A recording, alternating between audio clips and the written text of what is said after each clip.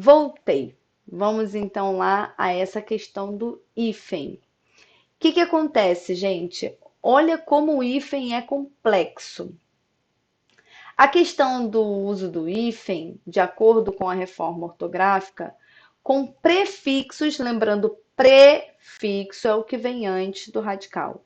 Então, prefixos terminados em vogais e falsos prefixos, aquelas palavras que parecem prefixos, mas não são, tá?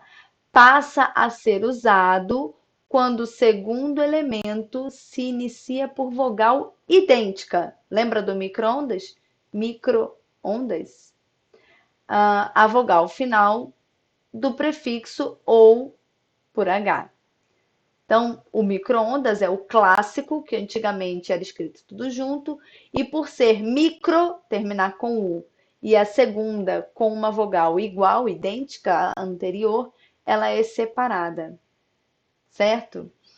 As palavras que o segundo, onde o segundo elemento começa com S ou R, esse S ou R vai ser dobrado. Então, o antissemita, que antigamente era anti-semita, fica antissemita tudo junto. Minissérie era mini-série. Hoje é minissérie tudo junto com dois S's.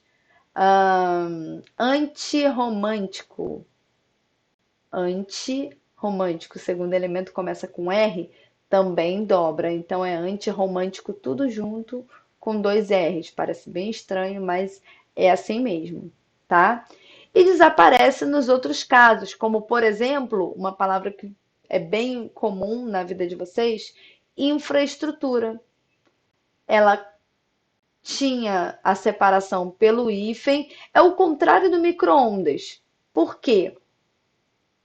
Como micro-ondas são duas vogais iguais, elas se separam. Como em infraestrutura elas têm duas vogais diferentes, elas se juntam. É mais ou menos isso, tá?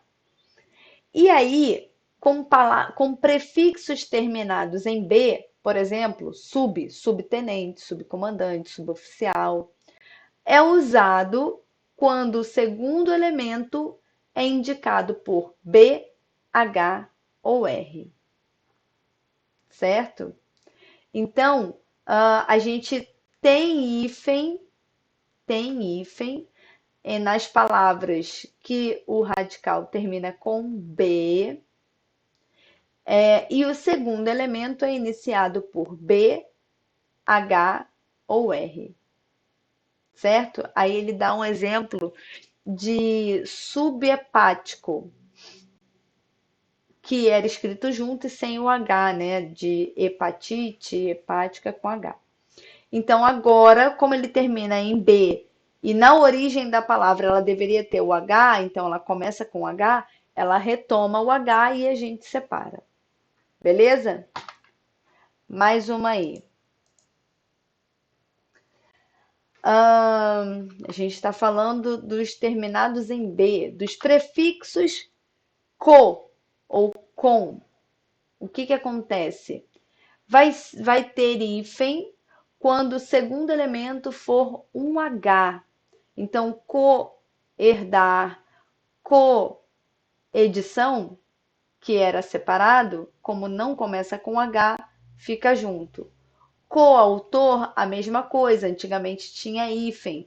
Como autor não começa com H, ele juntou. Então, só vai ser usado o hífen com palavras com co se o segundo elemento for um H, certo?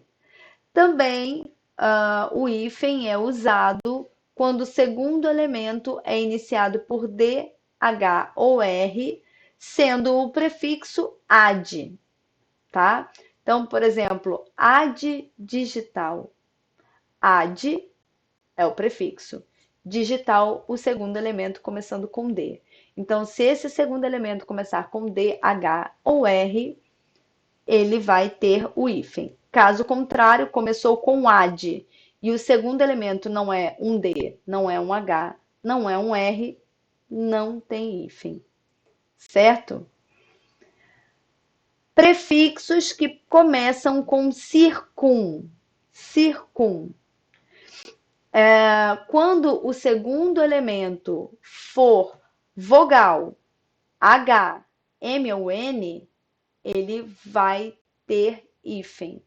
Caso contrário, não terá. Então, antes era circunmurado, por exemplo, circum, o prefixo, e o segundo elemento murado. Como o segundo elemento começa com M, ele vai receber o hífen, coisa que antigamente não recebia. Prefixos bem. Ele diz aqui que desaparece nas palavras citadas no acordo e nas suas correlatas, provocando aglutinação. Aglutinação a gente falou lá na primeira aula, que é quando as palavras se juntam e alguém perde elemento. Por exemplo, o vinagre, tá? Então, por exemplo, a palavra bem feito era com hífen. Hoje, ela deixou de ter o M, passou a ter o N e escrito junto. Bem querer, fica bem querer com N de nariz. Bem querido, fica com N de nariz e tudo junto, certo? Prefixos terminados em R. Como é que ficou a questão do hífen nesses prefixos terminados em R? Ele diz que com o hífen, perdão, quando o segundo elemento começar com H ou R. Então, super-homem é um exemplo que não muda, porque o prefixo começou com R e o segundo elemento é um H, o hífen. Um outro exemplo com a palavra inter-relação. O segundo elemento é um R, a gente viu isso. Só que o que acontece? O prefixo também termina com R. Então, ele precisa ser separado, certo? Bom, gente, a aula fica por aqui. É uma aula muito expositiva, com muitas regras que vocês só vão conseguir diante de muito treino, de muita escrita. Então, pessoal, a dica que eu deixo para vocês é, por enquanto, comecem a escrever com letra maiúscula, comecem a colocar ponto nas palavras, comecem a não abreviar. Isso já vai ajudar muito na ortografia de vocês. E outra dica, muita leitura.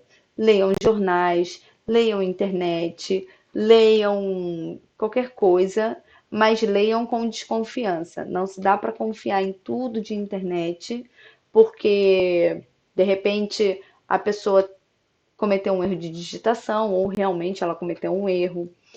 E fiquem bem de olho, porque na próxima aula a gente vai trabalhar isso muito.